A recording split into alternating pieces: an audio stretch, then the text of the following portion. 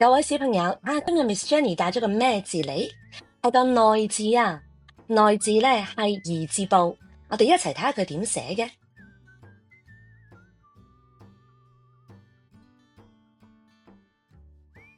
冇錯啦，內字嘅意思大家又知唔知道咧？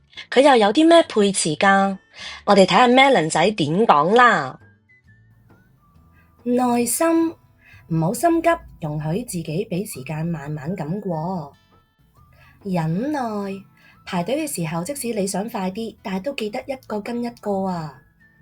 學會耐係學習靜靜咁等待，美好嘅事物都係值得花時間㗎。嚟緊我哋再睇嘅呢個字咧就係個真字啦，佢嘅部首咧係木字部，眼睛個木，睇下邊個小朋友可以望實佢係點寫嘅先。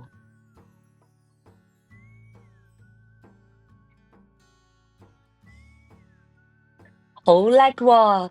真字嘅意思同埋配詞就由 Melon 仔話俾我哋知啊。真心，當我哋真心對人好，其實人哋都係會見得到㗎。真誠就係我哋講我哋心入邊嘅所想，而唔係講假話㗎。學會真就係用最真嘅心交朋友，開心就笑，難過都可以講出嚟㗎喎。今日學咗嘅內字同埋真字，嚟緊大家要知道點用，同埋自己都要做得到咯喎。而爸爸媽媽列印出嚟嘅工作紙，記得都一路寫，一路諗返Melon仔教我哋每個字背後嘅意思啦。我哋下堂再見啦，拜拜。